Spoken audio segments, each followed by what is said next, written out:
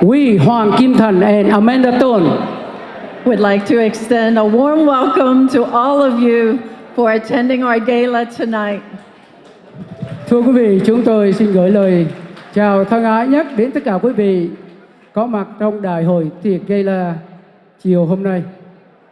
Và chúng ta sẽ bắt đầu chương trình bằng nghi thức chào quốc kỳ. Ladies and gentlemen, please rise for the national anthem. Lễ chào quốc kỳ Hoa Kỳ bắt đầu.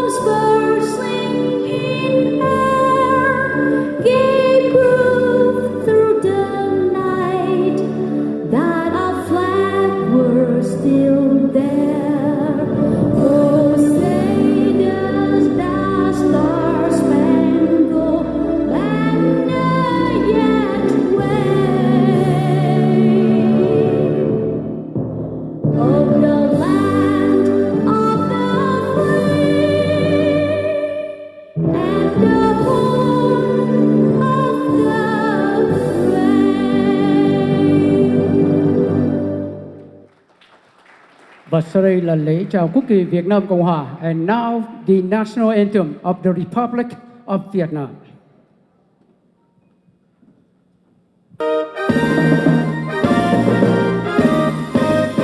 Này công dân ơi, đứng lên đáp lời sông núi, độc lập cùng đi hy sinh biết gì cần sống, vì tương lai quốc dân cùng sống và khói đến làm sao cho núi sông từ nay luôn vững bền, dù cho thành phơi trên vườn sao thủ nước lấy máu đào nghe bao nói không lúc biết phải cần giải nguy người công dân luôn vững bền tâm trí hùng tráng quyết chiến đấu làm cho tiếng lời Việt Nam cho đến muôn đời. Công dân ơi, mau yên thành suối đời. Công dân ơi, mau làm cho khói bớt thoát từ tan pha về và mai rồng xứng danh nghìn năm hương tâm lạc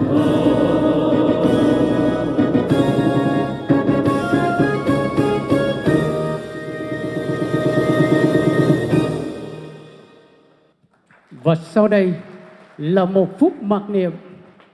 Một phút mặc niệm để tưởng nhớ đến các bậc tiền nhân đã có công dựng nước và giữ nước. Một phút mặc niệm để tưởng nhớ đến các anh hùng chiến sĩ Việt Nam Cộng Hòa và đồng minh Hoa Kỳ và đồng bào đã anh dũng hy sinh để bảo vệ Tổ quốc Việt Nam. Một phút mặc niệm để tưởng nhớ đến đồng bào đồng hương đã bỏ mình trong rừng sâu nước độc hay trong lòng đại dương mênh mông trên đường tìm bến tự do. A moment of silence to honor our forefathers who contributed to the building of Vietnam as a nation and to honor the men and women who have sacrificed their lives for our freedom. A moment of silence begins. Phút mặc niệm bắt đầu.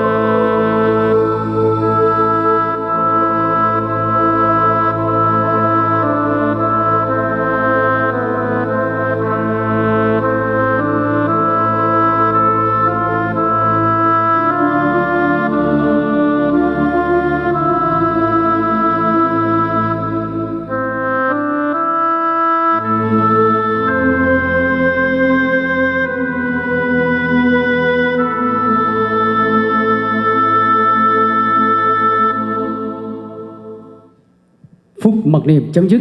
Xin kính mời quý vị đồng an tọa. Please be seated.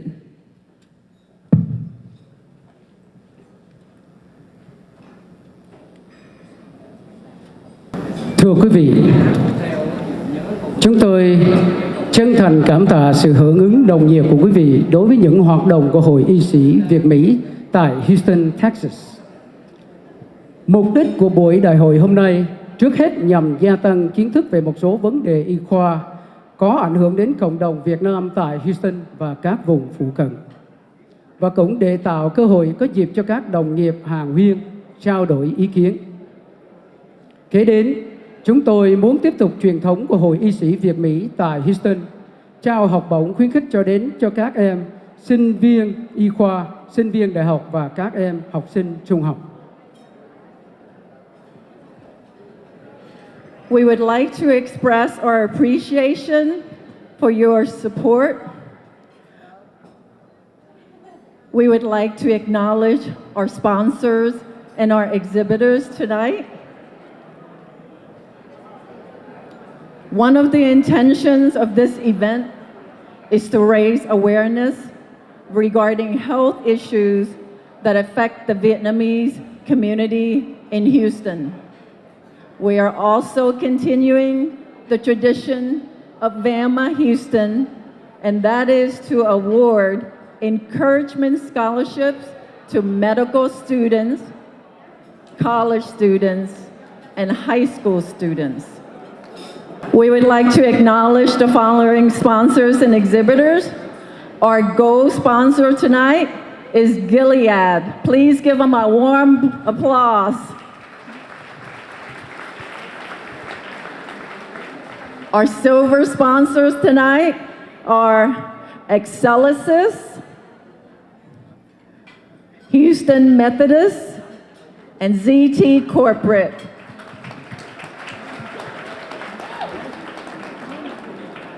We would like to acknowledge our exhibitors for tonight: Alafair Biosciences, BD, Frictionless Solutions, The Heights Hospital, IBSA Pharma, Precision Diagnostics, and Vital Care Infusion Services of Spring.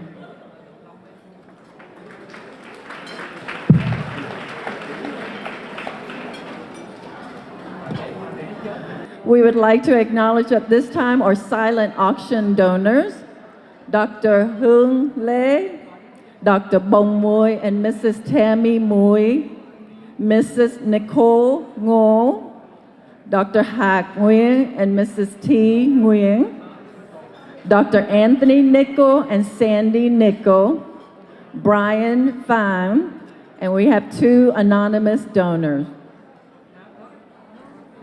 Ladies and gentlemen, in the interest of time, we will continue the rest of the program in English. Thưa quý vị, chương trình Gala tối hôm nay khá dài với rất nhiều tiết mục rất là hấp dẫn và ngoạn mục. Tuy nhiên vì thời lượng không cho phép và để cho chương trình diễn ra được một cách nhanh chóng, chúng tôi xin được phép tiếp tục chương trình bằng tiếng Anh.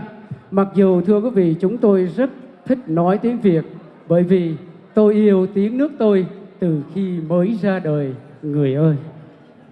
And now, ladies and gentlemen, I'd like to introduce the current president of VAMA Greater Houston, Dr. Rick Ngô, who will have the opening remarks and tell us more about VAMA activities. Ladies and gentlemen, President Rick Ngô. Thank you, Chị Amanda and Baxi, Hoàng Kim Tan. I am so relieved that we are going with English for the rest of the program. It truly warms my heart to see this ballroom filled with so many familiar and friendly faces. The last time we were able to put on a gala was in the fall of 2019. It was the VAMA National Gala here in Houston. We had plans each year to put on a gala, but unfortunately the pandemic because of the pandemic, we were not able to do that. I'd like to introduce the folks behind the leadership team that does it. So because we were not able to have a gala in 2020 or 2021, we were not able to acknowledge our previous officers. So I'd like to, when I announce your name, please stand up to be acknowledged. I served as president in 2020 and 2021. One of our vice presidents was Dr. Duan Nguyen. Duan, are you here? There you go. Thank you for your service. A second vice president was Dr. Bao To. Bao, are you here tonight? Our previous secretary was Dr. Lan Nguyen. Lan, where are you?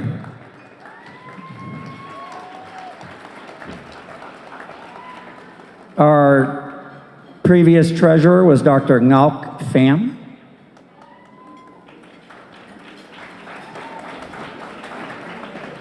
And our parliamentarian was Dr. Con Nguyen.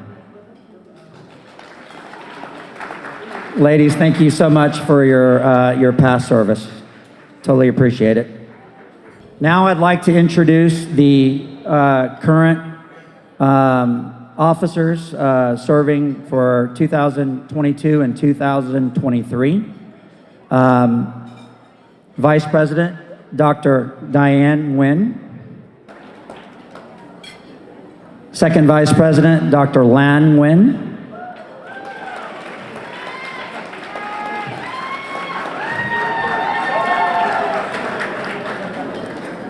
Secretary, Dr. Tuan Dao.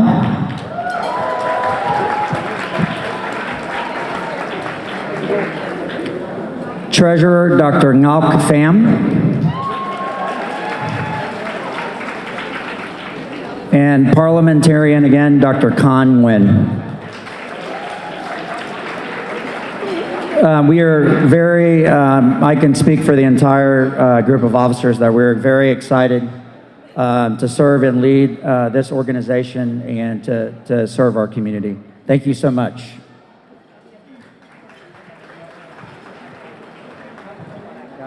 Okay, so the mission of VAMA Greater Houston is to promote ideal health practices, promote preventive care, and to serve the underserved in the Vietnamese American community. So how do we do that? We have three main pillars: community service, professional development, and through networking and social events. The bulk of my talk tonight is going to be about community service. And in the last 3 years, most of our endeavors have centered around the coronavirus. In the spring of 2020, Mayor Turner's office reached out to me because I was in my role in serving as president to serve on the mayor's Health Equity Relief Task Force. And through this group, multiple civic leaders throughout the city got together to organize vaccination drives. We had multiple public service announcements regarding the importance of preventive measures around COVID and vaccinations and so forth. In 2021, with the leadership of Dr. Cham Ho and Dr. Con Nguyen, we were part of 5 vaccination drives that served over 2,000 Vietnamese Americans, mainly underserved Vietnamese Americans. We also participated in a vaccination navigation program for those that could not make it to the vaccine drives. We were able to help them navigate to get appointments and so forth to get vaccinated. Although COVID has dominated the healthcare landscape over the last 2 to 3 years, other diseases continue to occur: diabetes, hypertension, cancer. So each year, we participate with several other organizations in Houston to put on an annual health fair. This typically occurs in the fall of each year. And VAMA members and volunteers serve to provide free medical consultations. We fund over 500 flu vaccinations each year, and we provide many basic lab tests and screenings. So I'm going to now shift to our second pillar, professional development. So we have a strong belief in continuing medical education. So at our quarterly meetings, we will invite a member to give a talk on a healthcare topic of their choice to share with the rest of the membership. So these topics have ranged from hepatitis B to recently we heard a great talk about the increasing issues around mental health. One of my goals as president is to also educate the membership on important non-traditional, non-medical topics that are important to each individual physician in their practices, including different healthcare investments, the importance of optimizing their marketing, and also we had a great talk on real estate investments in the healthcare space. So in the vein of education, I wanted to thank our poster session presenters tonight, Dr. Kwa Kao, Dr. Mizwin Lei, Dr. Kan Pi Nguyen, I'm sorry, Dr. Kan Ti Nguyen, Dr. Ngauk Pham, and Dr. Dat Tran. Please give them a round of applause.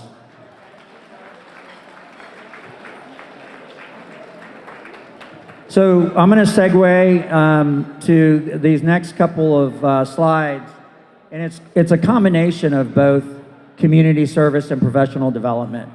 So Dr. Ngauk Pham, our treasurer, hosts a monthly show on AM 1560 radio, and we have members volunteer to give a talk to the community on the radio, and also have a question and answer session at the end of that hour. So this is a great way for our members to market their practice, but also to help out members of our community who have healthcare related questions. Observership program. Give me a raise. Show me who are pre-med, high school, undergrad students currently in the room. Raise your hand. Anybody, undergrads? No one? Okay. All right, there we go, good. So when I was going through high school, undergraduate, and medical school, I would have loved for a former observership program to have been in place where I could reach out to a physician in a specific specialty to be able to see what their work life was like. And so we have officially started an observership program through VAMA. We have currently have 14 member volunteers representing a variety of specialties. And we have students from multiple universities who participate in the program, who I hope are benefiting from this. And a lot of us are non-academic physicians, so this is our way to give back and also to quench our desire to teach. We've set up formal programs with both Rice University and the University of Houston, and we're working to set up programs with other universities in the area as well. Okay, one of the most exciting parts of the night is to announce our scholarship winners. Before we do that, I want to acknowledge the donors who specifically contributed and made these scholarships possible. Dr. Thuy Din, Dr. Quinn Do, Dr. Lan Nguyen, Dr. Tom Nguyen, and the VAMA Greater Houston Foundation. Please join me in giving them a round of applause.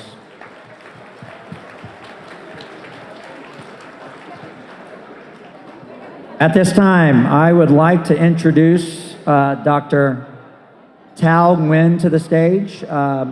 He did a great job this year as serving as the chair of the scholarship committee, and he will announce the scholarship winners. Welcome, Dr. Nguyen. Good evening, VAMA members and honored guests. I'm here to give away money. So my name is Tao Nguyen. I had the honor of chairing this year's 2022 VAMA Scholarship Committee. I want to thank my fellow committee members who helped serve this year to reveal all our applications, Dr. Mi Yuen Lei, Dr. Jeannie Ban, Dr. Ann Nguyen, and Dr. Adam Nguyen.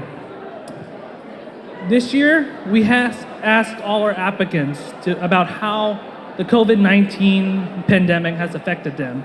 And each of us on the scholarship committee were moved by their responses, demonstrating resiliency, determination, and perseverance. We have the privilege of awarding 4 scholarships this year, 1 high school award, 2 college awards, and 1 medical school awards.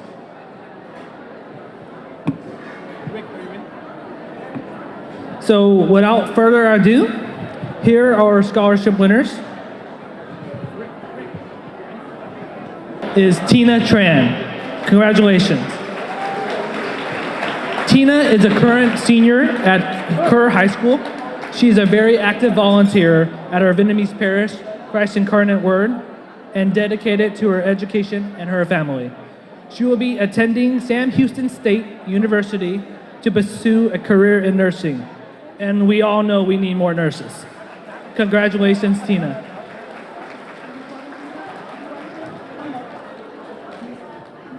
Our winner for one of our college scholarships is Anna Nga Vu. Congratulations.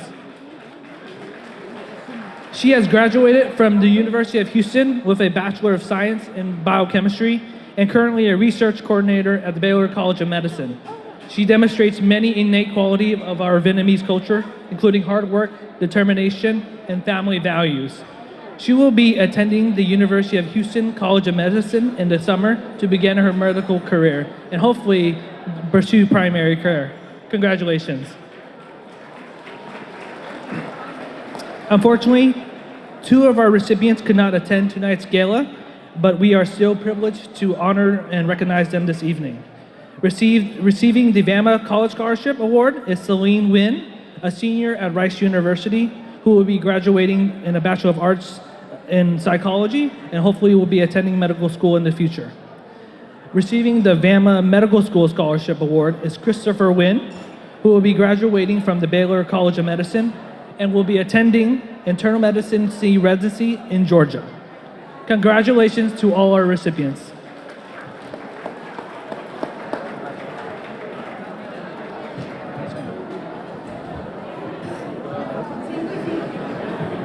So you guys now have gotten an inkling of what the Vietnamese American Medical Association of Greater Houston is all about and what our mission is.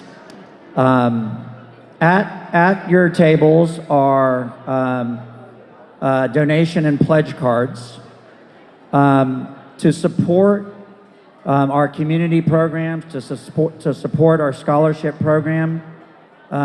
We would be so grateful if you would consider a donation or a pledge. There are cards at your table. There's an envelope at your table, and we're going to have officers and volunteers come by. And I just want to thank you so much for the consideration and support. A few acknowledgments. This gala, it, again, just warms my heart to see this room filled. I just want to thank, first off, the staff at the Intercontinental Hotel. Y'all have been incredibly flexible with all of our requests and so forth, and you have a beautiful facility, but more importantly, an incredibly gracious and hospitable staff. So thank you so much, Carla, Blanco, and your team. We'd also like to thank our staff member, Shelley Ching. She couldn't be with us tonight. She's a stalwart in helping to plan and execute these galas. And definitely last but not least, the Gala Committee, my fellow Gala Committee members who've really just poured so much time and energy over these last 2 months into putting on an incredible event. Bác sĩ Hoàng Kim Thành, Dr. Khan P. Nguyen, Dr. Lan Nguyen, Dr. Ngọc Pham, and Miss Amanda Ton. So please join me in giving the Gala Committee a loud round of applause. All right, so with that, the kind of the business portion of the program is behind us. Again, the silent auction closes at 9:30, and to kick off the entertainment, I'm going to welcome back to the stage MC Bác sĩ Hoàng Kim Thành. Thank you, Mr. President Rick Ngô. What a job well done, what a job well done. Ladies and gentlemen, the one and only one, Justin Nguyen. Justin xin chào tất cả quý vị anh chị và các bạn tối hôm nay. Justin feel very honored and blessed to be here again. What's up, Benson? At the Vietnamese American Medical Association, an annual gala. I've been here before about 3 years ago, and it was really fun. So I hope you guys have as much fun then, as much fun tonight as you guys had fun then. Chúc quý vị một tối thật là ấm áp, ý nghĩa, vui vẻ và hạnh phúc. And later on, if you guys feel like partying, I hope you guys will come out and dance with me. Thank you so much. Have a good night, guys.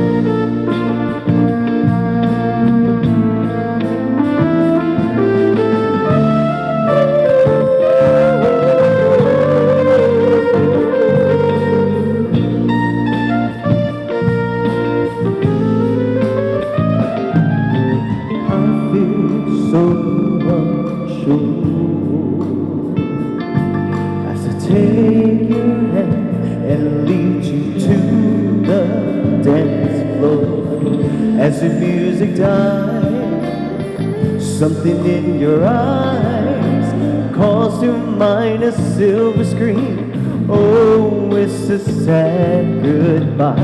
I'm never gonna dance again. Guilty feet has got no rhythm. Though it's easy to pretend, I know you're not a fool. I should know better than to cheat a friend and waste the chance that I've been given. So I'm never gonna dance again the way I dance with you.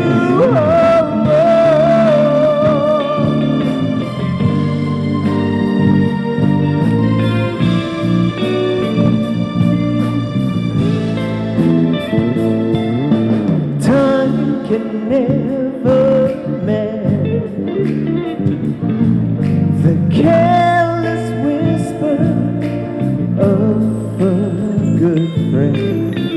To the heart and mind, ignorance is kind. There's no comfort in the truth. Pain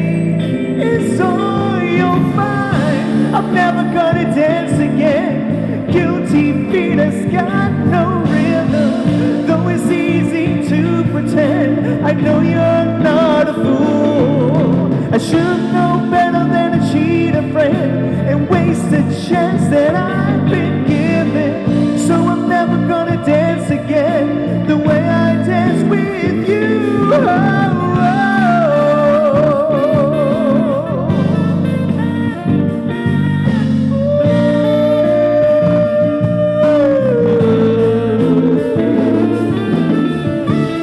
Now that you're gone,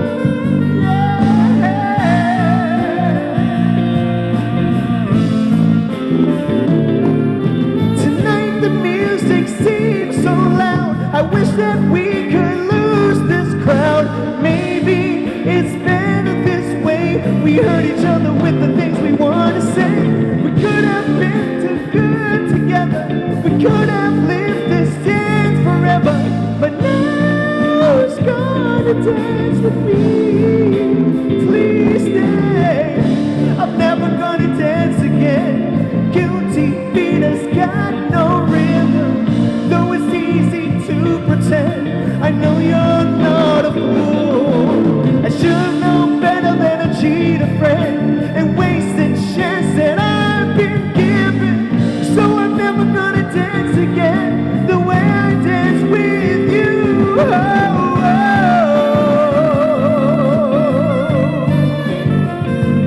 Never without your love.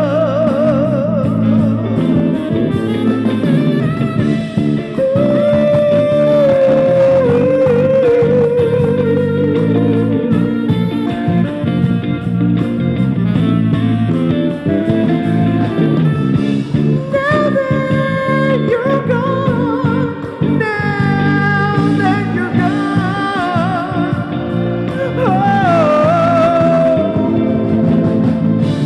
now that you're gone, was what I did so wrong that you had to leave me alone. Ta-da-da, ta-da, ta-da-da, ta-da, ta-da-da, ta-da, da-da-da-da-da-da-da. Ta-da-da, ta-da, ta-da-da, ta-da, ta-da-da, ta-da.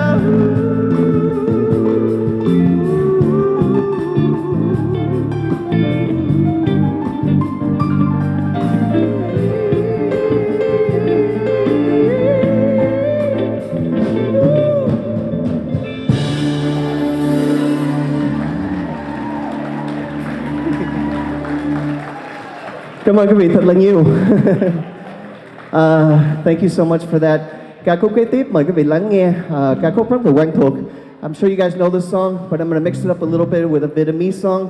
I hope you guys like it. Mời quý vị thưởng thức ca khúc tựa đề là Stand By Me. Thank you.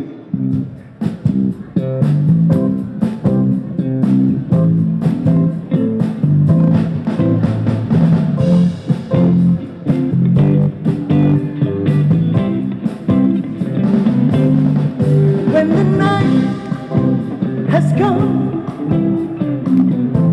and the land is dark and the moon is the only light you'll see. No, I won't be afraid. No, I won't be afraid. Just as long as you stand by me. So darling, darling, stand by me. Oh, oh, stand by me. Just as long as you stand by me.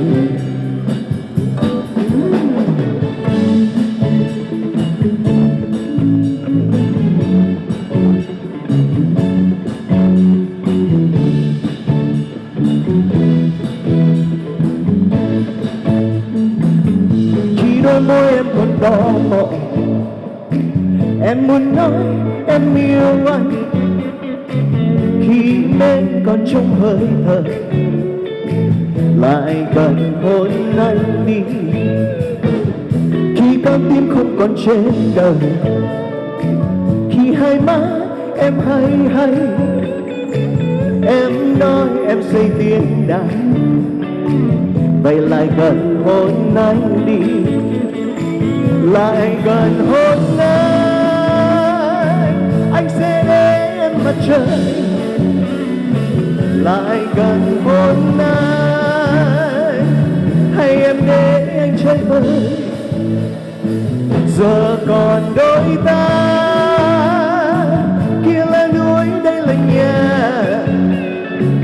Giờ còn đôi ta, em có muốn đi thật xa.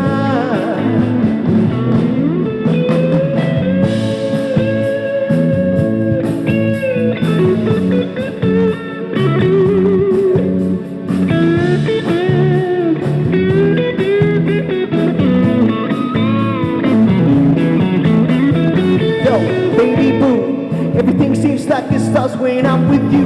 Let me through, let me know what you want, what you need, and I'll give you. Cause I see, got my heart in a maze, you can have your ways. Everything that you say, baby, don't delay. Start picking sounds and I'll break it down.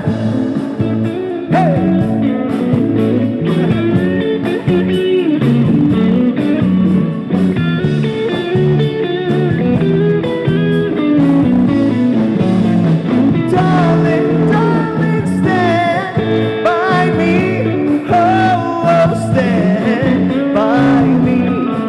Just as long as you stand by me. Stand by me, oh, stand by me. Just as long as you stand by me. Khi đôi môi em còn đỏ mọng, em muốn nói em yêu anh. Khi bên còn trong hơi thở, lại gần hôn anh đi. Khi đôi môi em còn đỏ mọng, anh muốn nói anh yêu em. Khi anh ta còn say giấc nồng, vậy lại gần hôn anh đi, lại gần hôn anh sẽ đến mặt trời, lại gần hôn anh, hay em để anh chơi vơi. Giờ còn đôi ta, kia là núi đây là nhà. Giờ còn đôi ta, em có muốn đi thật xa, em có muốn đi thật xa, em có muốn đi thật xa, em có muốn đi thật xa,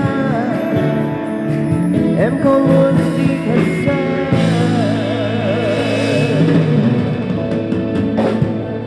Wow. Ladies and gentlemen, Thank you. Justin Nguyen.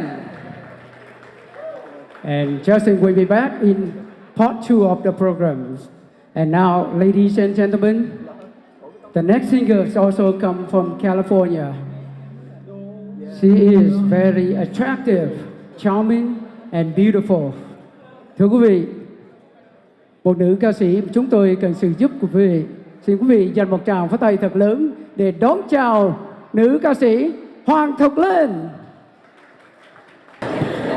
Trước hết, Hoàng Thục Linh xin trân trọng kính chào quý ông, quý bà, các cô chú và các anh chị có mặt trong ngày hôm nay.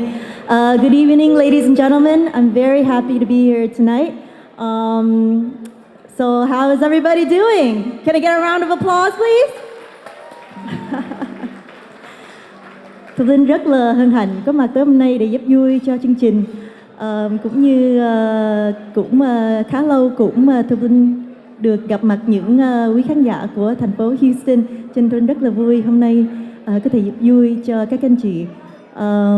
Thục Linh cũng xin chúc quý vị được một đêm nghe nhạc thật là thoải mái cũng như ăn thật ngon nha. So I hope you guys enjoy the show tonight and please enjoy your dinner. Ca khúc đầu tiên Thục Linh xin gửi đến quý vị là một ca khúc ngoại quốc được mang tên Song of Love. Thank you.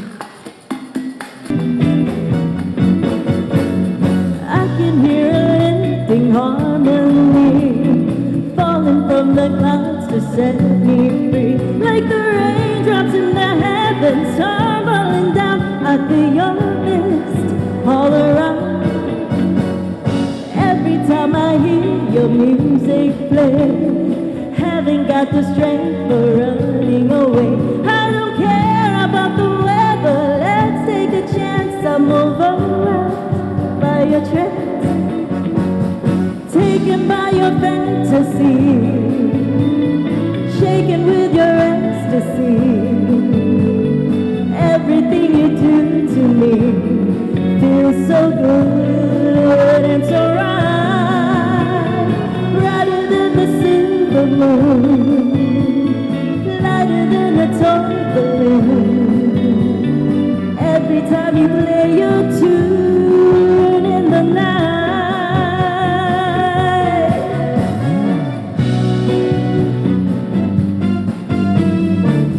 You guys wanna clap with me?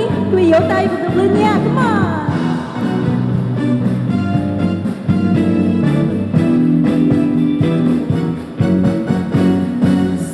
Vừa ra phố lòng bỗng dưng buồn, ngó quanh mình đâu cũng đầy nỗi hân hoan.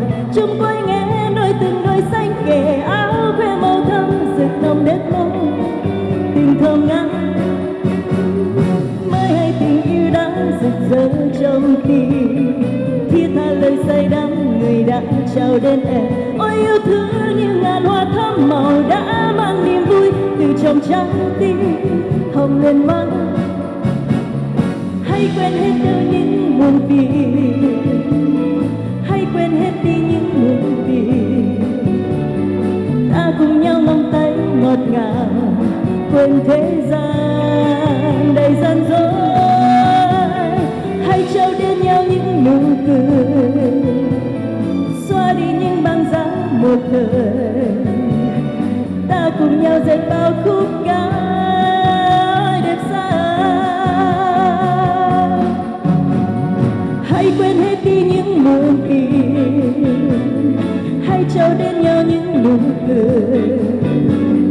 Ta cùng nhau mong tay ngọt ngào, quên thế gian đầy gian dối. Hãy trao đến nhau những nụ cười, xóa đi những băng giá một thời. Ta cùng nhau dệt bao khúc ca đẹp xa.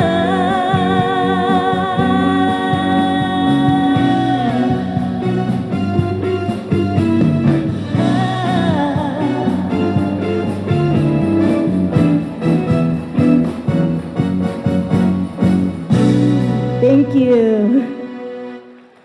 Hoàng Ngọc Linh xin cảm ơn quý vị rất nhiều. Kính thưa quý vị, một ca khúc kế tiếp Thu Linh xin gửi đến quý vị ngày hôm nay là một bài hát Thu Linh rất là thích, nhạc ngoại quốc, lời Việt của chú Năm Lộc. Đó là ca khúc được mang tên Mùa Thu Lá Bay. Xin quý vị cùng nghe. Thank you. Một ngày sống bên anh sẽ muôn đời, dẫu cho mưa rơi đắng mòn tháng năm. Lạy trời được yêu mãi nhau người ơi, đừng mang trái ngang chia lìa lứa đôi. Thế gian ơi sao nhiều cay đắng, tình vẫn đắm say, người cũng xa ta rồi. Ngồi ôm vết thương lòng đớn đau, nghe tình rên xiết trong tim sâu. Mùa thu lá bay anh đã đi rồi, vỡ tan nỗi bao giấc mộng lưng đôi. Giờ đành lìa xa thế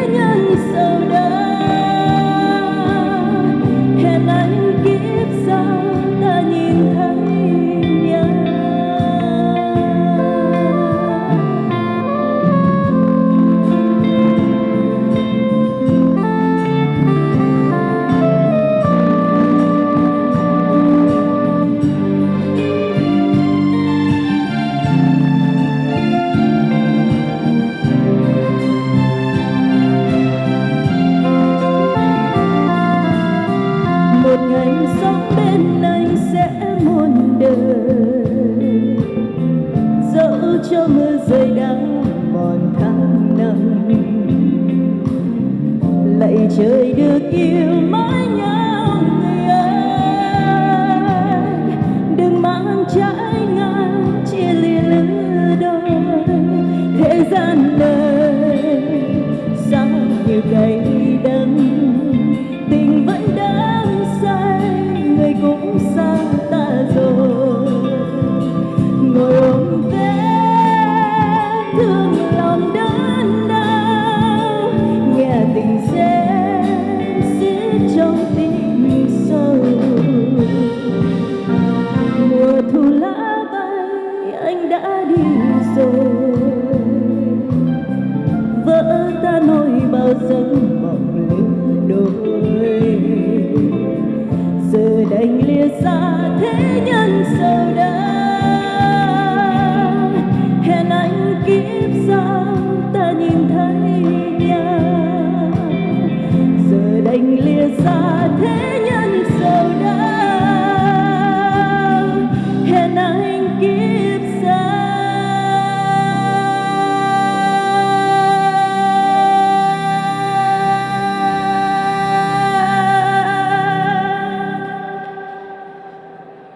Ta nhìn thấy nhau.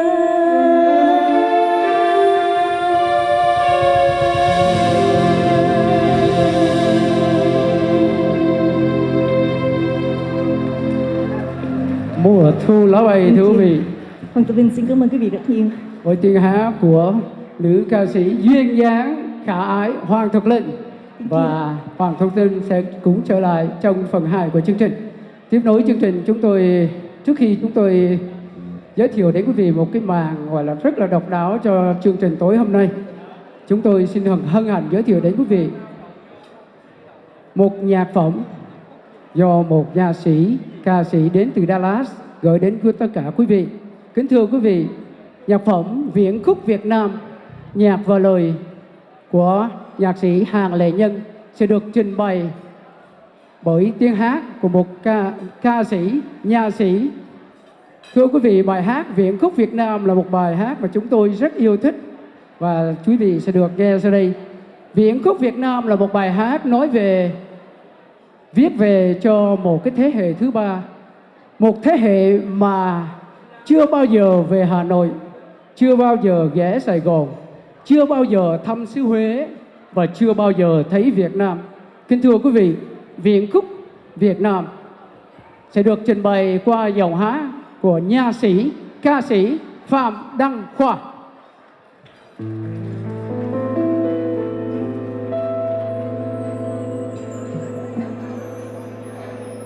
Đăng Khoa xin kính chào quý vị, tất cả mọi người.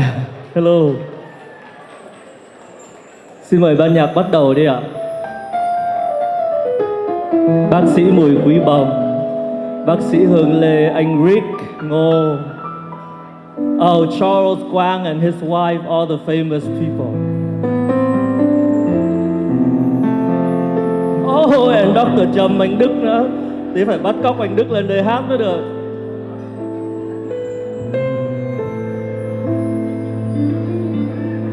Chưa bao giờ về Hà Nội, chưa bao giờ ghé Sài Gòn, chưa bao giờ thăm xứ Huế, chưa bao giờ thấy Việt Nam.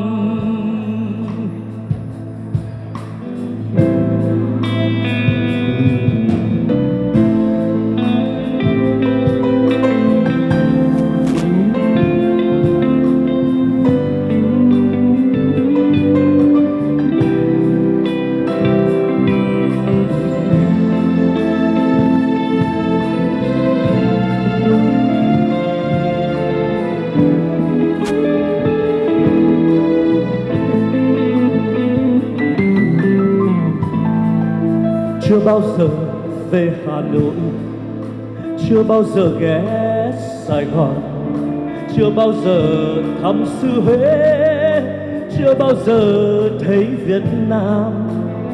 Hey! Chưa bao giờ về Hà Nội, chưa bao giờ ghé Sài Gòn, chưa bao giờ thăm xứ Huế, chưa bao giờ thấy Việt Nam. Tôi là con chim lạc bầy từ muôn kiếp trước, tôi là mây bay ngàn đời trên trời tha phương. Quê mẹ trong tôi chỉ là văn chương. Ôi trời quê hương tuyệt vời nằm trên trang giấy, qua lời ca dao mẹ hơi xưa nhẹ chiêm bao. Nay nặng nỗi đau núi gọi sông gào. Chưa bao giờ về Hà Nội, chưa bao giờ ghé Sài Gòn, chưa bao giờ thăm xứ Huế, chưa bao giờ thấy Việt Nam. Chưa bao giờ về Hà Nội, chưa bao giờ ghé Sài Gòn, chưa bao giờ thăm xứ Huế, chưa bao giờ thấy Việt Nam. Yeah. Come on. Woo. Xin quý vị chào ban nhạc một tràng pháo tay, especially anh Võ Đức Phương. Wow.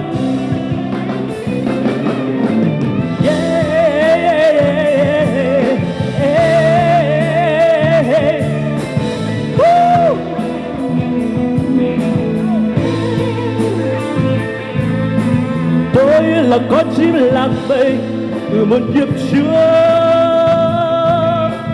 tôi là mây bay ngàn đời trên trời tha phương. Quê mẹ trong tôi chỉ là văn chương. Ai về quê hương nhặt dùm vài bàn nhánh lúa, ôm chặt trong tay bồi hồi nghe lòng say say. Quê mẹ tôi đây, quê mẹ tôi đây, quê mẹ tôi đây, quê mẹ tôi đây. Tôi là con chim lạc bầy từ muôn kiếp trước, tôi là mây bay ngàn đời trên trời tha phương. Quê mẹ trong tôi chỉ là văn chương. Ai về quê hương nhặt dùm vài ba nhánh lúa, ôm chặt trong tay bồi hồi nghe lòng say say. Quê mẹ tôi đây, quê mẹ tôi đây. Chưa bao giờ về Hà Nội, chưa bao giờ ghé Sài Gòn, chưa bao giờ thăm xứ Huế. Nhưng tôi là người Việt Nam, Việt Nam, Việt Nam.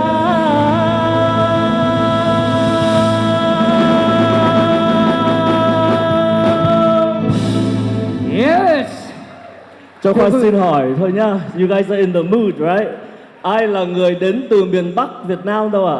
Nguồn gốc từ miền Bắc, giơ tay cho Khoa thấy coi. Bác sĩ Mùi Quý Bồng là miền Bắc. Tút trên núi là. Ai là người đến từ miền Trung, miền Huế? Bác sĩ Hương Lê đằng kia, đằng nở. Ai là người đến từ miền Nam, Việt Nam? Trời ơi, có vài người để giơ tay thôi à. Cảm ơn rất nhiều nha, có gì Khoa sẽ trở lại. Have a good dinner. Thank you, Phạm Đăng Khoa, Viễn khúc Việt Nam. Kính thưa quý vị, vâng, are you having fun? I can't hear you. Are you having fun? But more fun to come, you guys. Please sit back and relax for the next segment. Ladies and gentlemen, may I introduce to you this year Gala Fashion Show coordinators is no other than the one and only one, Amanda Tone. Good evening, ladies and gentlemen, again. I thought I had my speech memorized, but right now, all the words are mumbo jumbling, so I'm sorry. I'll have to cheat a little bit and look at my notes. So, it's an honor to be asked to be the VAMA Greater Houston Ao Dai fashion show again this year. It can be challenging at times when you're working with 26 ladies and trying to put this show together. So I certainly got a few more gray hair. But we have a great group. It's fun, and it is really my pleasure to be a part of this. So there are 4 points that I want to quickly go over. One is, what is Ao Dai and why Ao Dai? 2 is, what is the show about this year? 3, who are the participants? And 4, last but not least. First, what is Ao Dai? Every country has a special piece of clothing that is very unique, and Ao Dai is that special piece of clothing that is unique to Vietnam. It's a part of our culture. The history and influence of Ao Dai since its inception is really interesting. In the interest of time, I will spare you, but Google is a verb nowadays, right? And why Ao Dai? So we include Ao Dai fashion show as part of VAMA Greater Houston Gala for 2 main reasons. One, it's a piece of our culture and heritage that we would like to maintain. We're hoping that the next generation will be receptive by introducing them to the modernized Ao Dai, so they will continue to maintain the item of our culture. And number 2, since we don't get to wear Ao Dai a lot in the US, we wanted to share with you some of the latest style of Ao Dai that's out there right now, okay? Second point, I promise, these are quick. I know you're eating and visiting, but the models are really anxious back there. So if I can finish this, I'm gonna bring them out, I promise. And second point, what is the show about this year? For those of you in the audience who love Ao Dai, then you're very familiar with the name Calvin Hibb, right? So he's a world-renowned Ao Dai designer. He's been doing it for over 30 years. He does all those beautiful and intricate Ao Dai for the Paris by Night productions. We're lucky that Mr. Calvin Hibb has graciously agreed to help put together the show again this year. So what's exciting to me about this collection is that he's able to keep the Ao Dai concept and mix the flair of today's world to modernize the Ao Dai. It's really a seamless transition between the Eastern world and the Western world. Some of you will look beautiful. All of you will look beautiful in this. So we probably don't want to wear the same thing that our parents did 30 years ago.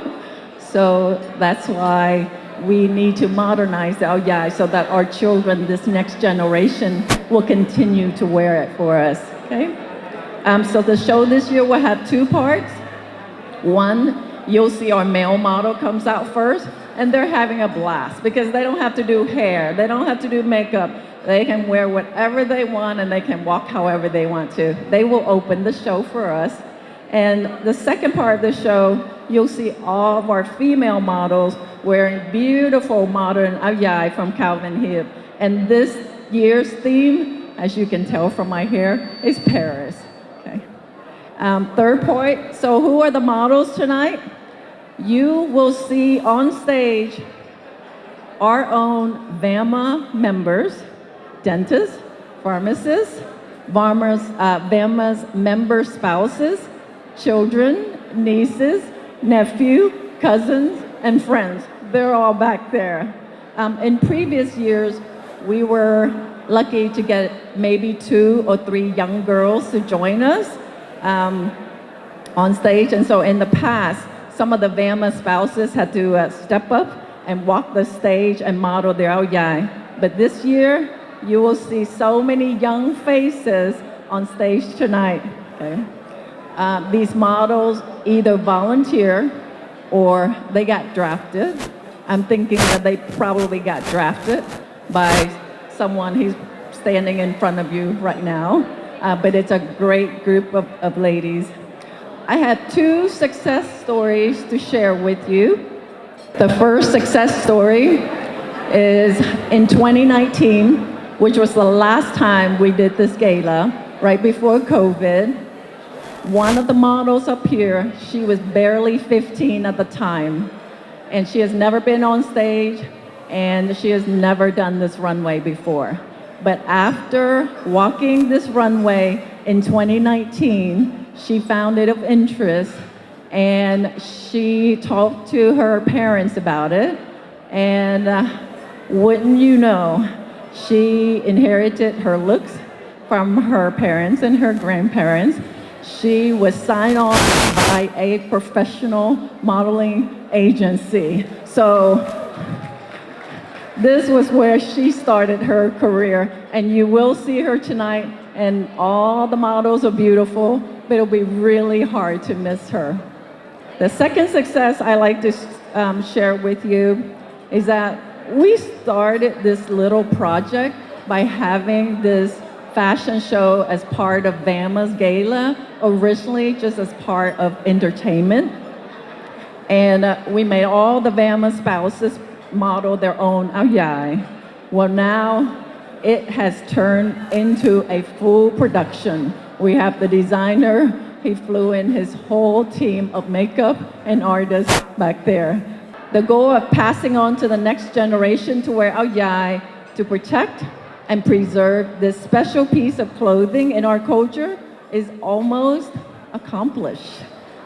We went from having no young girls in the show to maybe a few young girls a few years ago, and you will see tonight half of our models are from the next generation, so we're almost there. There are a few important people I need to thank before we can start the show, because without them, I would not be standing up here. So thank you to Dr. Rick Ngo, Dr. Ngọc Pham, Dr. Lang Nguyen, Dr. Tan Huang, for having the confidence in me to put this show again, and for all of their support behind the scene. A shout out to Dr. Kan again for all the AV and all the music put together, and to Dr. Kim Hwa for her assistance. There's a special person that I always thank at this time. I feel that he is here to support us. Thank you, honey, for your love and for watching over us. Thank you for your patience, ladies and gentlemen. Now I introduce you to the VAMA Greater Houston 2022 Gala ao dai Fashion Show.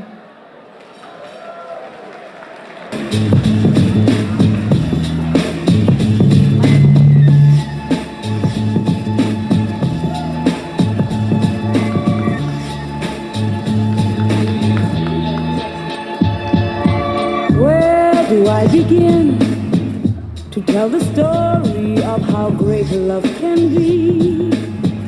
The sweet love story that is older than the sea. The simple truth about the love he brings to me. Where do I start?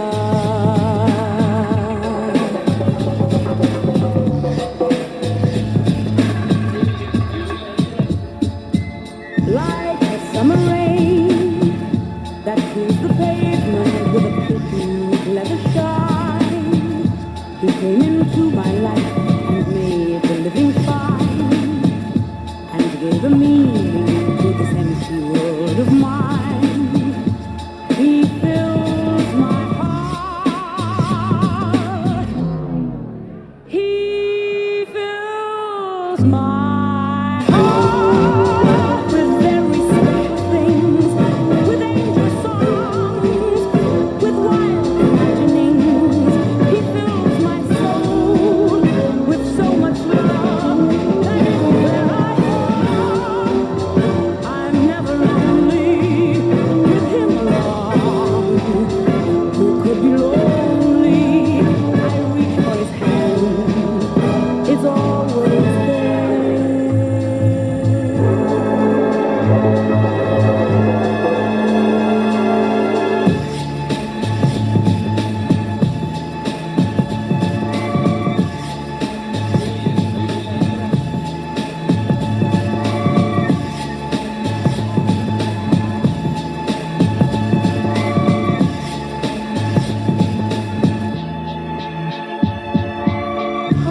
does it last? Can love be measured by the hours in a day? I have no answers now, but this much I can say. I'm going to need him until the stars all burn away, and he'll be there. He fills my heart with very special things, with angel songs, with wild imaginings. He fills my soul with so much love that anywhere I go, I'm never lonely with him along. Who could be lonely? I reach for his hand, it's always there.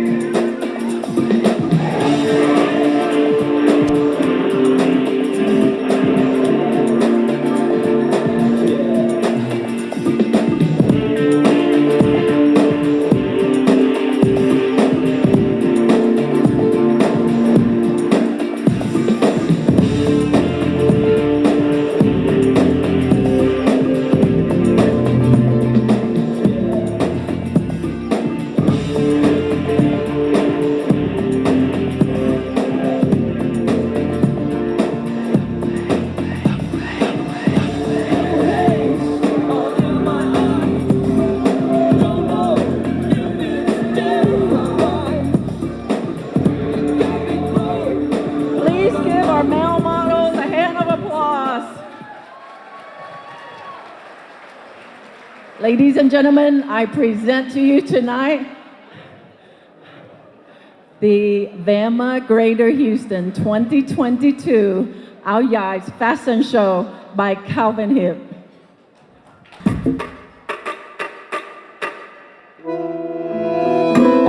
Nous sommes seuls, ta main dans la mienne.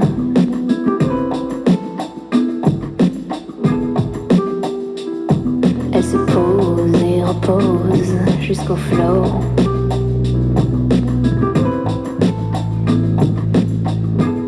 Illuminée.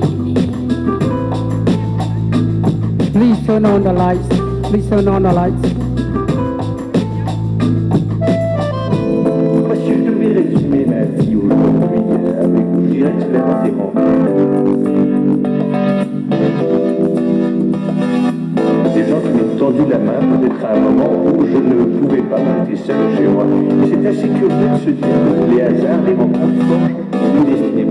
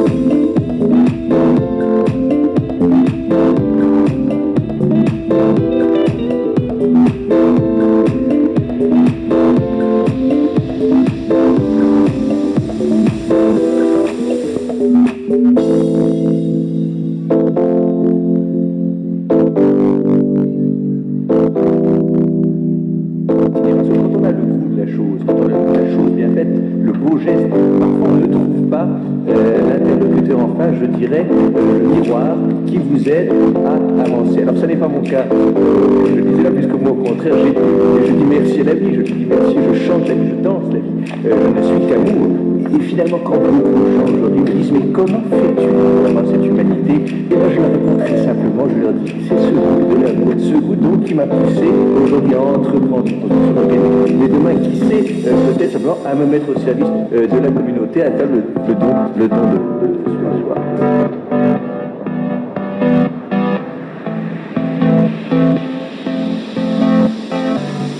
Je chante la distance, je ne suis qu'amour.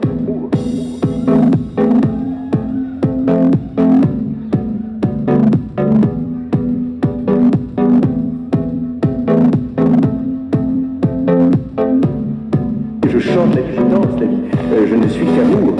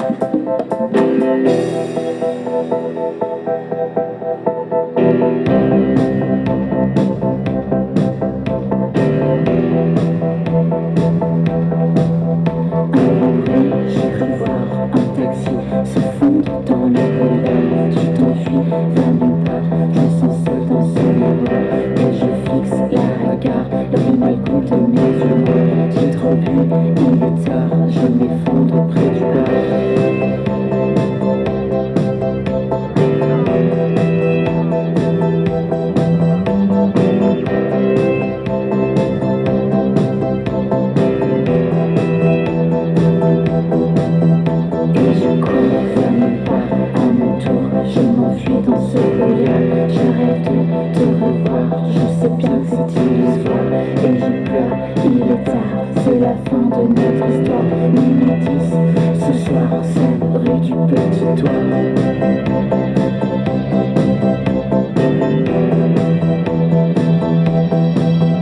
Et je pleure. Ce soir. Et je cherche un exutoire.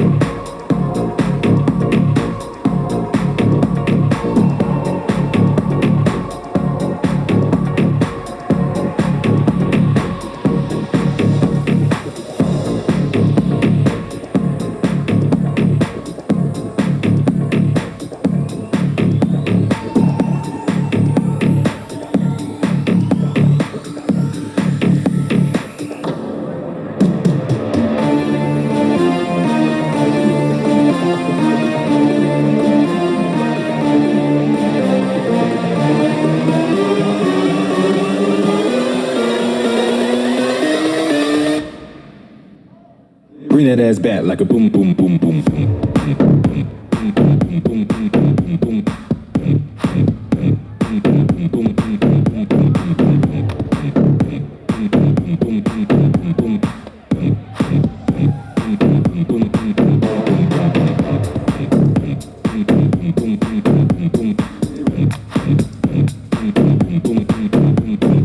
Never gave up.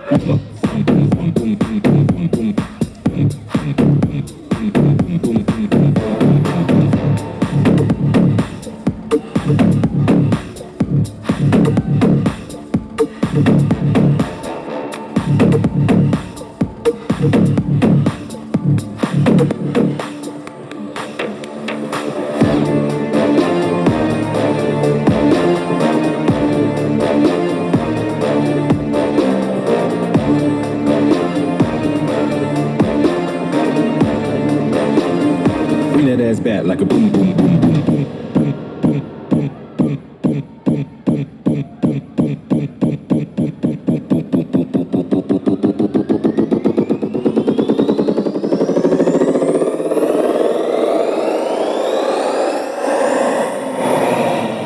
Bring that ass back like a boom, boom, boom, boom.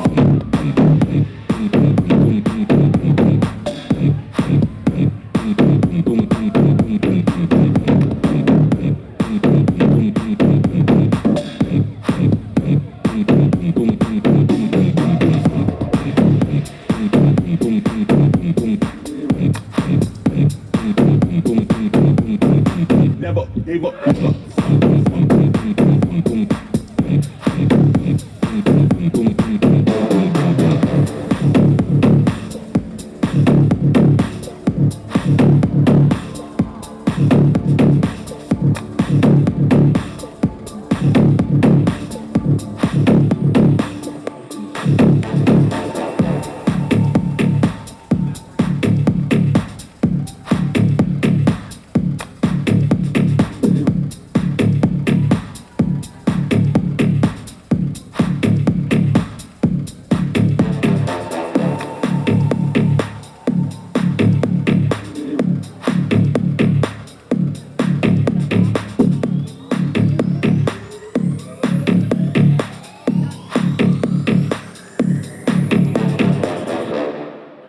C'est le géo. Et c'est assez curieux de se dire que les hasards, les rencontres forgent une destinée.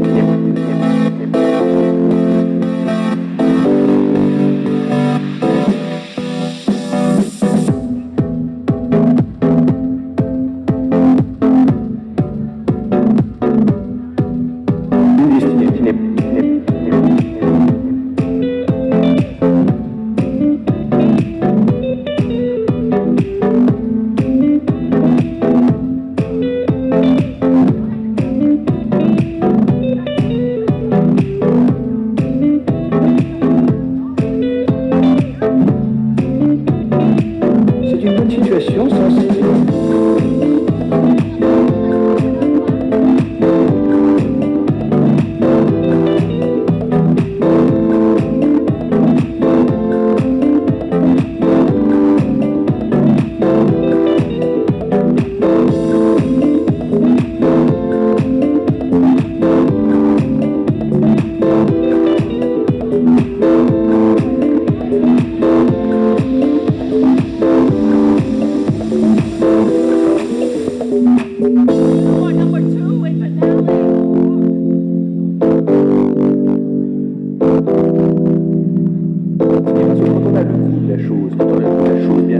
Le beau geste, parfois on ne trouve pas l'interlocuteur en face, je dirais, le miroir qui vous aide à avancer. Alors ça n'est pas mon cas, je le disais là, puisque moi au contraire, je dis merci à la vie, je dis merci, je chante la vie, je danse la vie, je ne suis qu'amour. Et finalement, quand beaucoup de gens aujourd'hui me disent, mais comment fais-tu pour avoir cette humanité? Et là, je leur réponds très simplement, je leur dis, c'est ce goût de l'amour, ce goût donc qui m'a poussé aujourd'hui à entreprendre une production organique, mais demain, qui sait, peut-être simplement à me mettre au service de la communauté, à faire le don de soi.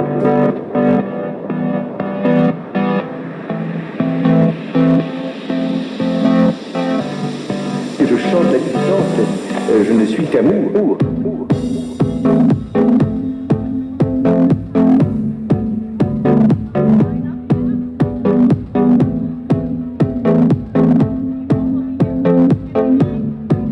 chante la vie, je danse la vie. Je ne suis qu'amour.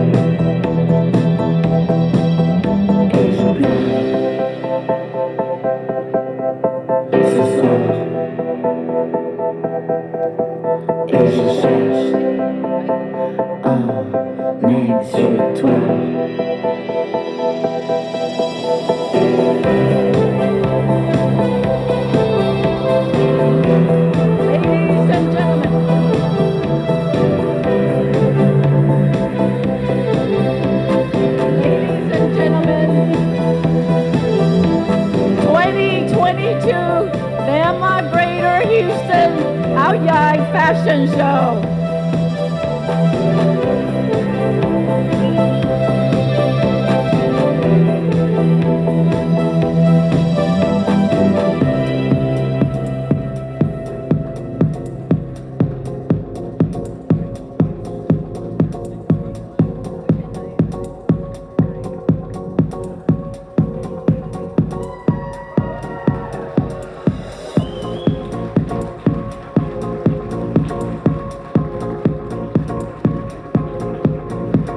A big hand of applause, please.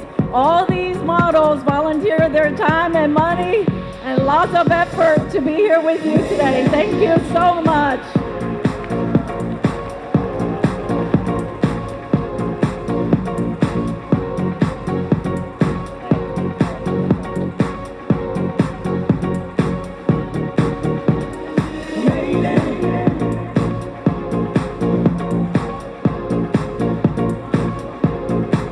Thank you so much for all your support. I hope you enjoy the show tonight. And if any of you like any of these, please come talk to us. Don't they all look beautiful? No. Believe it or not, we have some babies in the room, 14s and 15 years old. Thank you so much for all your support.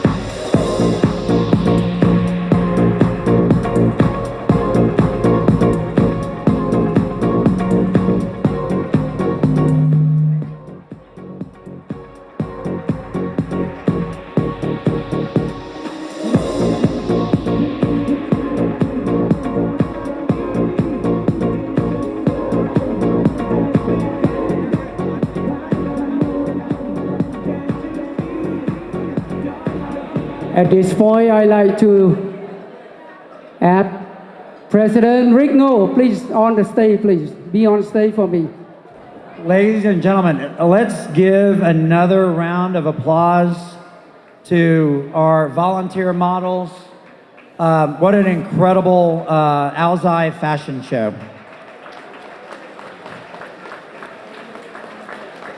The fashion show has now become a staple of the VAMA galas. And I just want to acknowledge two very special people who've just put in countless hours and energy in making that show part of this incredible event. My friend and mentor, Miss Amanda Ton, please come to the stage.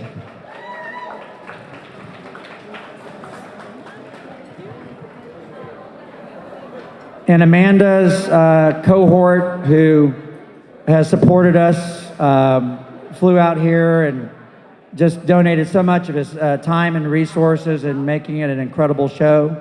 Thank you so much, Mr. Calvin Hipp.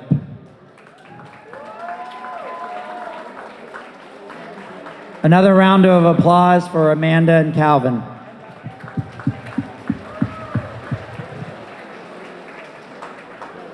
Without further ado, to continue with the entertainment tonight, one of our MCs, bác sĩ Hoàng Kim Thành. Thank you, Rick. Thank you, Rick Ngô. Xin mời quý vị nghe một nhạc phẩm khá trầm buồn của nhạc sĩ Trịnh Công Sơn, Phôi Pha.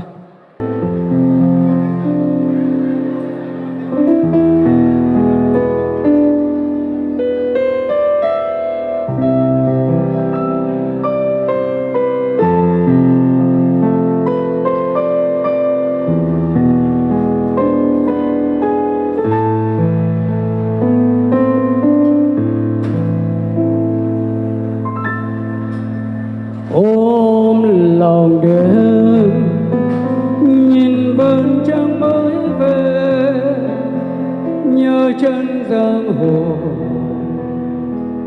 ôi phù du từng tuổi xuân đã già, một ngày kia đến bờ đời người như gió qua.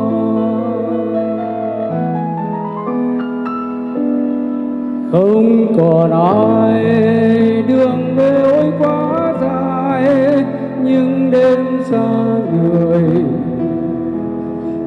Trên dù cây, một đời tôi uống hoài, trả lại từng tiếng vui cho nhân gian chờ đợi. Về ngồi trong những ngày nhìn từng hôm nắng ngời, nhìn từng khi mưa bay, có những ai xa đời quay về lại nơi cuối trời làm mây trôi.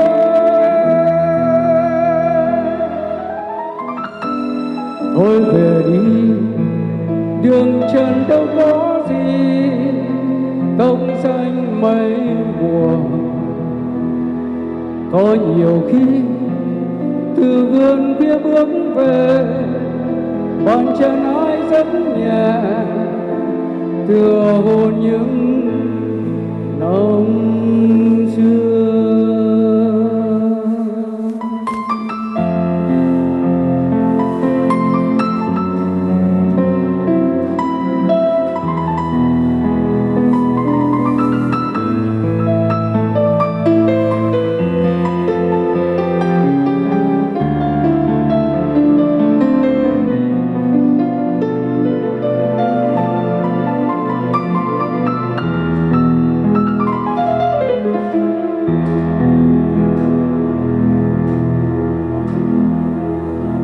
Ôm lòng đêm nhìn vầng trăng mới về, nhớ chân giang hồ ôi phù du từng tuổi xuân đã già, một ngày kia đến bờ, đời người như gió qua.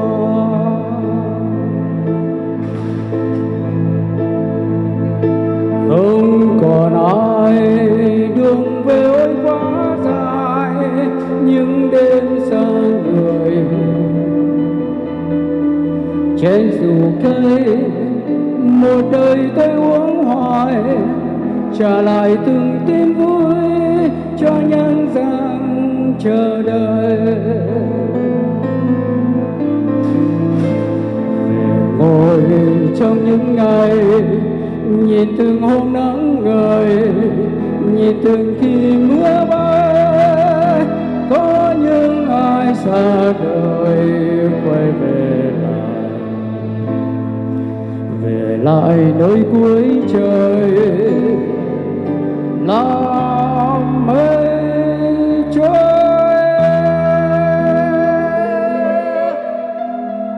Thôi về đi, đường trần đâu có gì, tóc xanh mây buồn.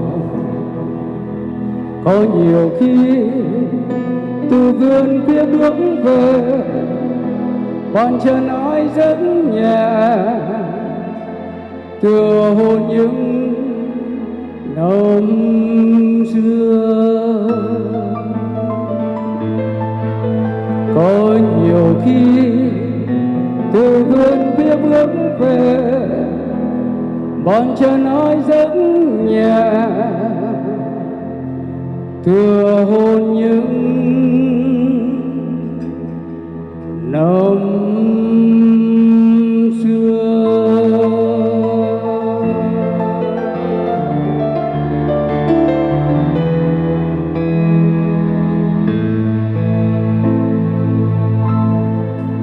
Vâng, phôi pha.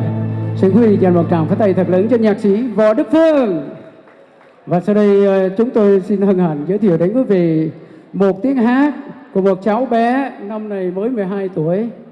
Cháu bé này chuyên môn trị nhạc tình muôn thuở.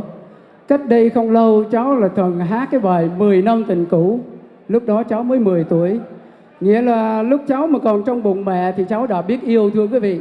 Nhưng tối hôm nay chắc chắn cháu cũng có một cái bài chuyên nói về tình yêu.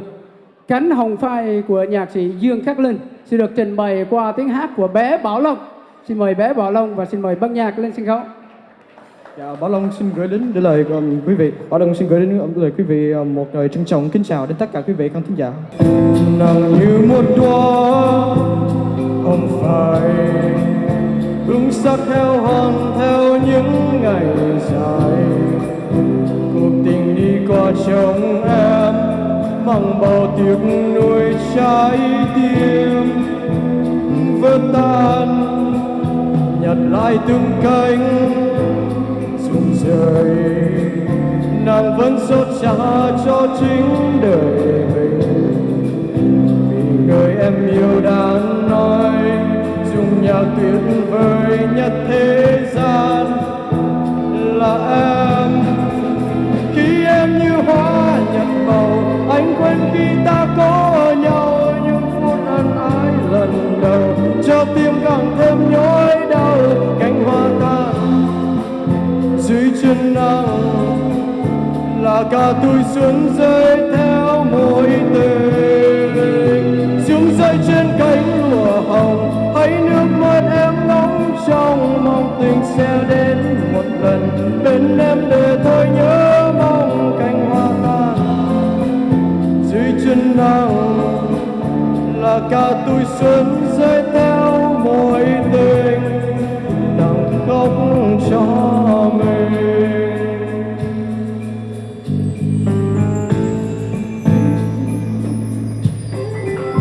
Chẳng còn ai chuốt hồn nhiên, ánh mắt của nàng chất chứa buồn phiền. Cuộc tình đi qua trong em mang bao tiếc nuối trái tim vỡ tan.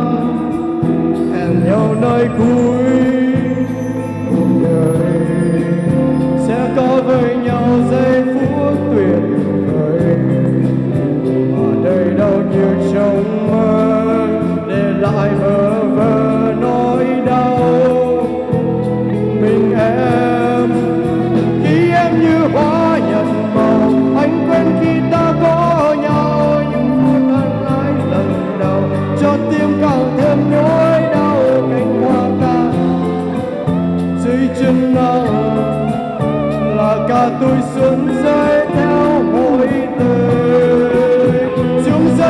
cánh lụa hồng, hãy nước mắt em ngóng trong mong tình sẽ đến một lần bên em để tôi nhớ mong cánh hoa tan dưới chân nắng là cả tuổi xuân rơi theo mối tình nặng không cho mình.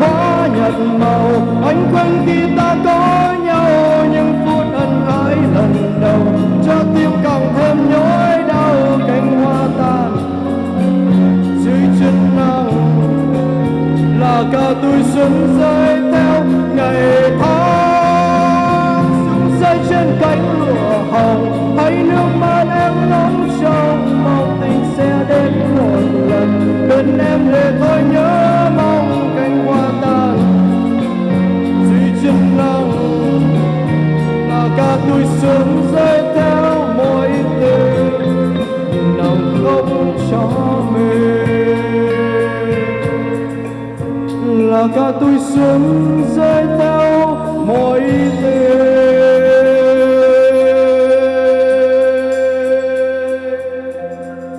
nặng không cho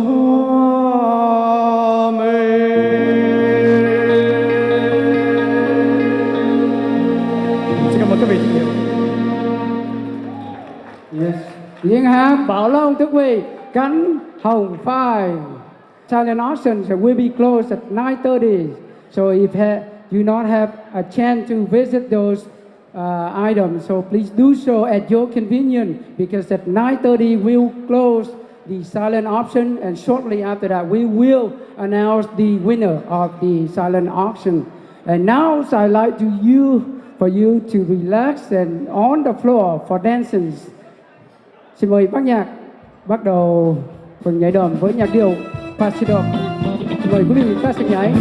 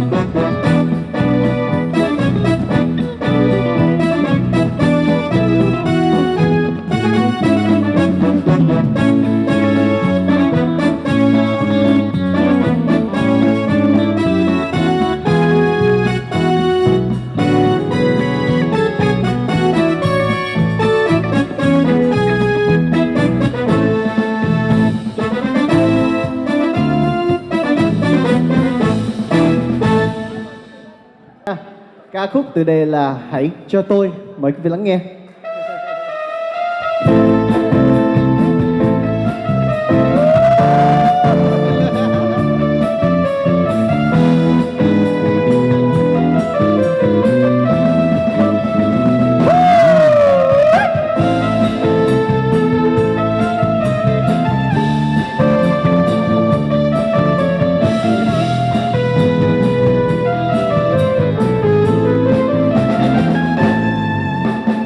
hãy cho tôi nụ cười người ơi, hãy cho tôi một giây phút thôi để tôi thấy đời đang sống em mới có hay không.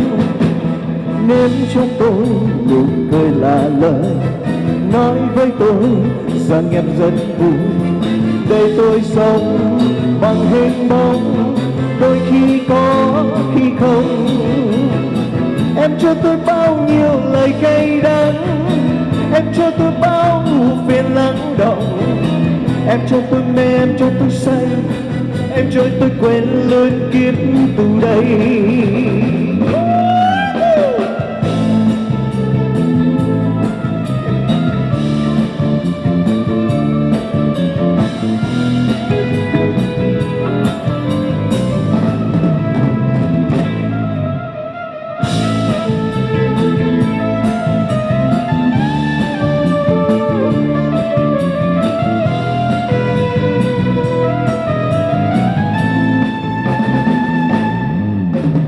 Hãy cho tôi nụ cười người ơi, hãy cho tôi một giây phút thôi để tôi thấy đời đang sống em mới có hay không. Nếm cho tôi nụ cười là lời nói với tôi rằng em rất vui, để tôi sống bằng hình bóng đôi khi có khi không. Em cho tôi bao nhiêu lời cay đắng, em cho tôi bao phiền lắng động, em cho tôi mê, em cho tôi say, em cho tôi quên lối kiếp từ đây.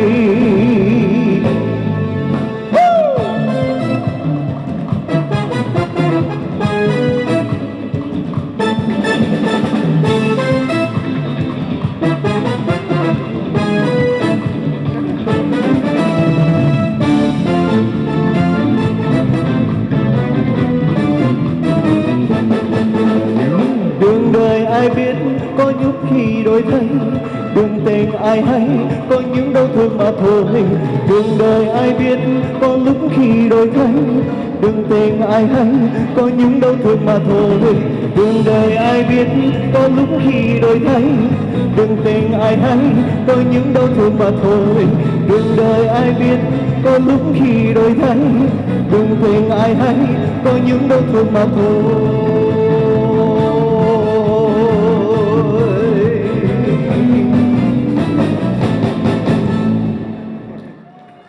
Cảm ơn quý vị.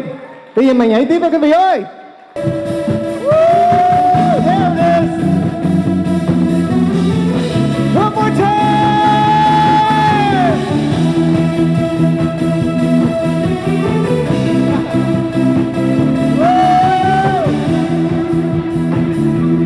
Lửa vàng trắng đơn côi trong đêm, vội nhớ ai trăng rơi trên sông, cùng sông nước trắng trôi lang thang đi tìm người thương. Nửa vàng trắng em nơi phương xa, nửa nhớ mong anh đây ngóng chờ em đến với nỗi nhớ cho tròn vầng trăng. Người ở đâu chẳng anh lên nói, đã quên bao yêu thương ngày nào. Vầng trăng hết mùa mới tiếc thương cho tình vội xa. Chỉ mình anh đêm năm đơn côi, anh chẳng nên ai chia đôi vầng. Buồn sẽ mãi sống có đến đâu vẫn ôm tình em. Xuống một tông bên trai. Hey, hey. Woo! That's a little too high, my bad. Woo!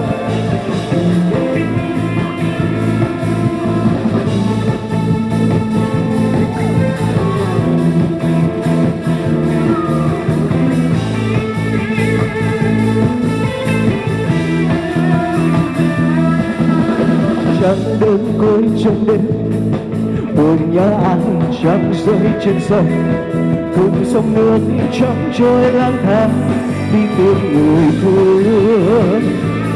Nửa vắng trăng em nơi phương xa, nửa nhớ mong anh đây ngóng chờ em đến với những nỗi nỗi nhớ cho tròn vầng trăng. Người ở đâu chẳng anh lẽ loi, nỡ quên mau yêu thương ngày nào. Vầng trăng heo úa với tiếc thương cho tình phôi xa. Chỉ mình anh đêm ôm đơn côi, anh chắc nói lại chia một đôi bờ. Buồn rơi mãi dấu mơ đớn đầu, buồn ôm tình em. Ngồi đây với trăng càng lẽ loi, lòng anh nhớ em nơi cuối trời. Dù rằng em giờ đây vội vã vui tình duyên mới. Một mình anh ôm lòng đớn đau, tìm em dưới anh chẳng quyết tàn. Lòng anh mong rằng em không quên ở nơi vẫn xa em anh vẫn chờ. Hey, hey, hey, hey, hey, hey, hey, hey, hey, hey.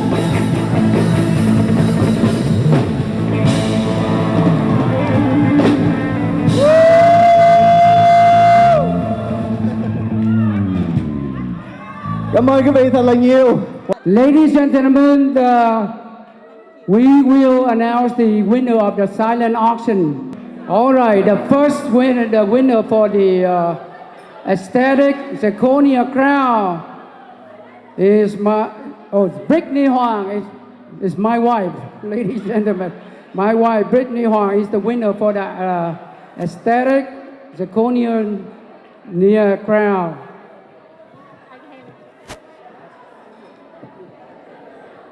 Medical Spa gift card. Kevin Gandhi, the winner of an Italian handmade bag. Lan Nguyen, is that you? Thank you. Congratulations. What is it? The Yamazaki single malt Japanese whiskey. Lin Nguyen.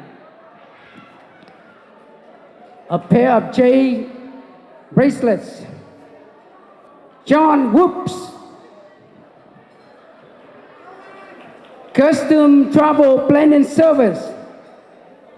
Lan Nguyen again. Wow. And a painting. The winner is Brenda Casos. Thank you for the. I will reach out today. All right, Dr. Lan Nguyen just whisper in my ear, say that Lan Nguyen will reach out to those winners. If those winners happen not here or already left, Lan Nguyen, she will reach out to all to the winners to collect. Her job is to collect. Now I like to introduce to you một tràng pháo tay thật lớn cho sự trở lại của nữ ca sĩ Hoàng Thục Linh. Một lần nữa Hoàng Thục Linh xin nói kính chào quý vị.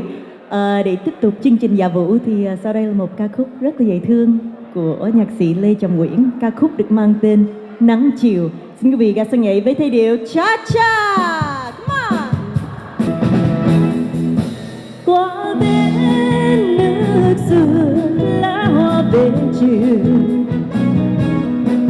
lạnh lùng mến đưa trong nắng lưa thưa. Khi đến cuối thôi chân bước không hồn, nhớ sao lại nhớ đến nhiều ngày thơ. Anh nhớ chưa đầy dáng em gầy gầy, dịu dàng nhìn anh đôi mắt long lanh. Anh nhớ bước em khi nắng vương thêm, má em màu ngà tóc thêm nhẹ vương. Nay anh về qua sân nắng, chạy nhớ câu thề tim tái tê, chẳng biết bây giờ người em gái duyên ghé về đâu. Nay anh về hướng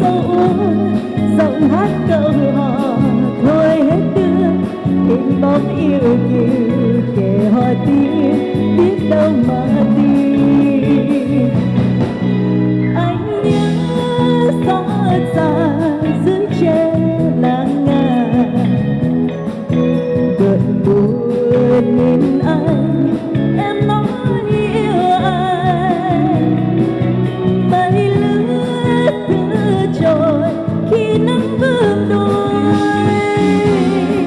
nhớ em dịu hiền nắng chiều ngừng trôi.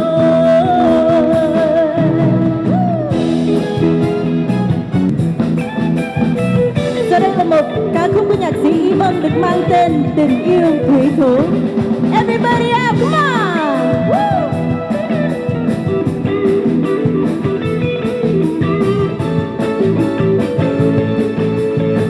Are you guys having fun? Are you guys having fun? Woo!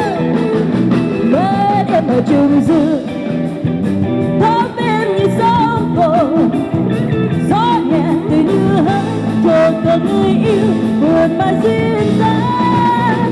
Anh là thủy thủ mang lòng biển cả trao về tình em, đã đành em yêu anh sao bằng anh thương em như biển đông lạnh lẽo vì bằng đất nước mình đến để gió hoang tàn nên tình không tan biến. Nhớ em làm sao đêm sao mà vẫn lòng tình yêu, vẫn lòng càng thương hơn. Tình nào cho em, tình nào cho nước, anh là thủy thủ yêu đời biển cả như người thủy chung. Nhớ sao tự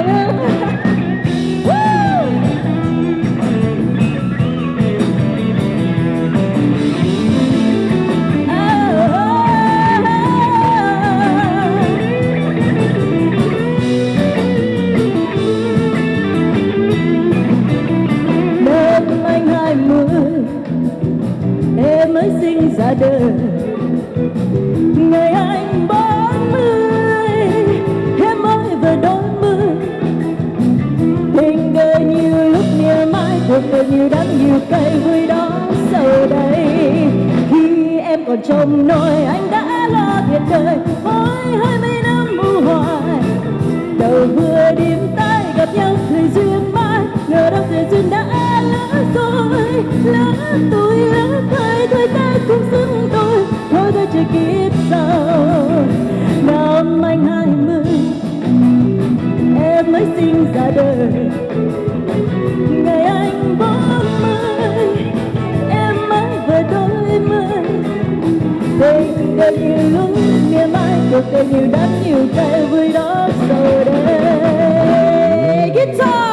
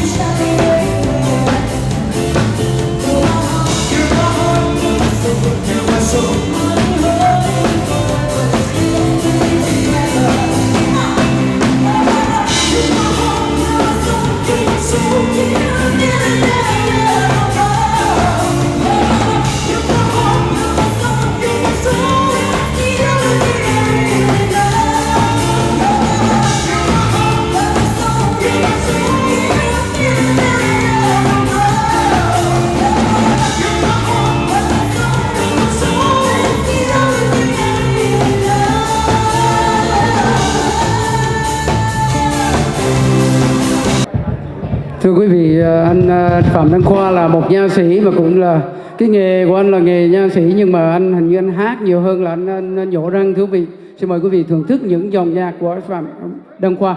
Dạ. Cảm ơn anh. Xin mời quý vị lắng nghe một bài nhạc xưa nhưng mà mình hát theo cái phối mới là phối bossa nova. Hôm nay trời xuân bao tươi thắm, dừng gót phiêu linh về thăm nhà. Chân bước trên đường đầy hoa đào rơi, tôi đã hình dung nét ai đang cười. Tôi mơ trời xuân bao tươi thắm, đôi mắt trong đèn màu hắc huyền,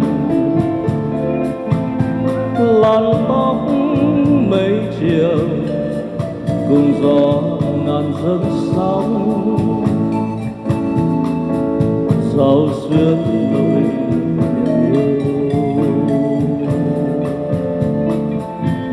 cô láng giềng ơi, không biết cô còn nhớ đến tôi. Giây phút êm đềm ngày xưa kia khi còn ngây thơ. Cô láng giềng ơi, tuy cách xa phương trời tôi không hề quên bóng ai bên bờ đường quê.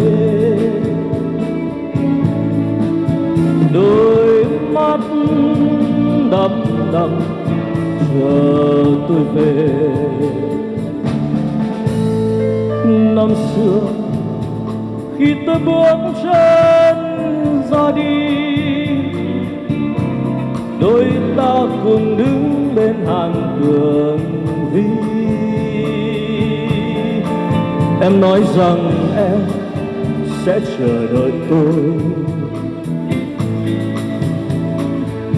đừng nói đến phân ly. Cô láng giềng ơi, nay bóng hoa bên thềm đã thắm rồi. Chân bước vui bên bờ đường quê. Em có hay chăng giờ tôi về.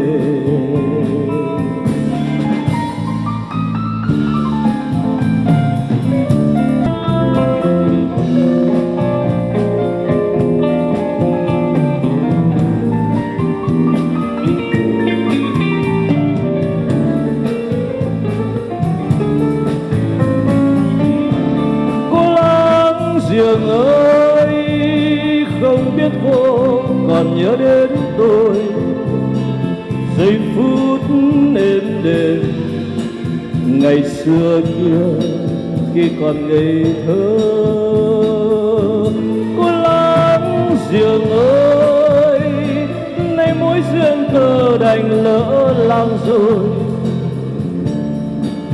Chân bước vui bên bờ đường quê. Em có hay chăng giờ tôi về.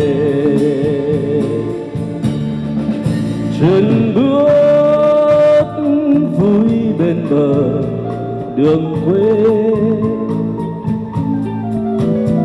Em có hay chăng giờ tôi về.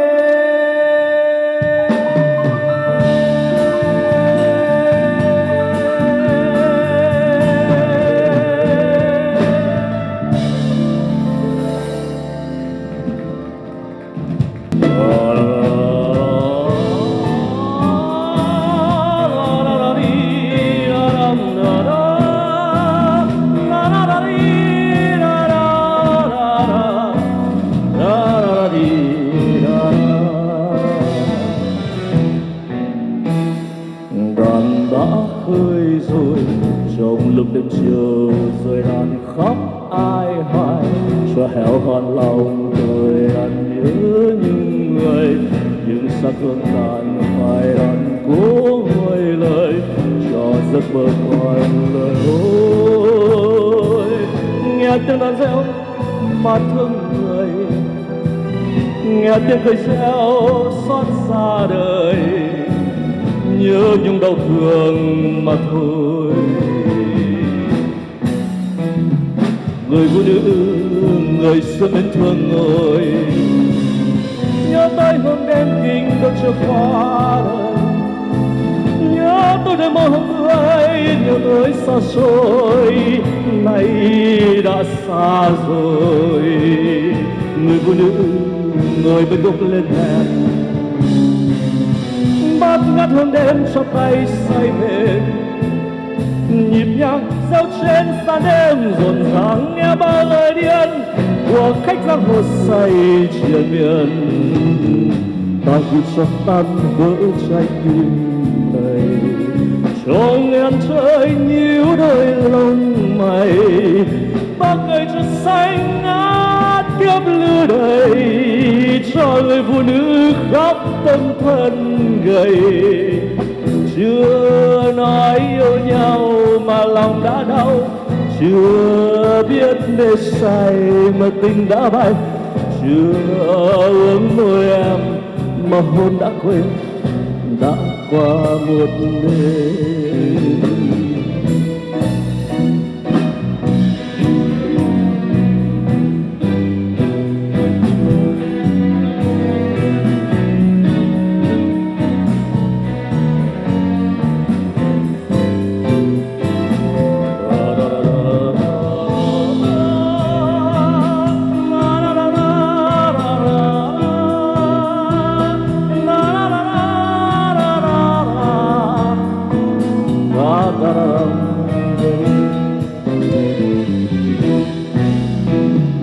Người phụ nữ người bên gốc lên mẹ,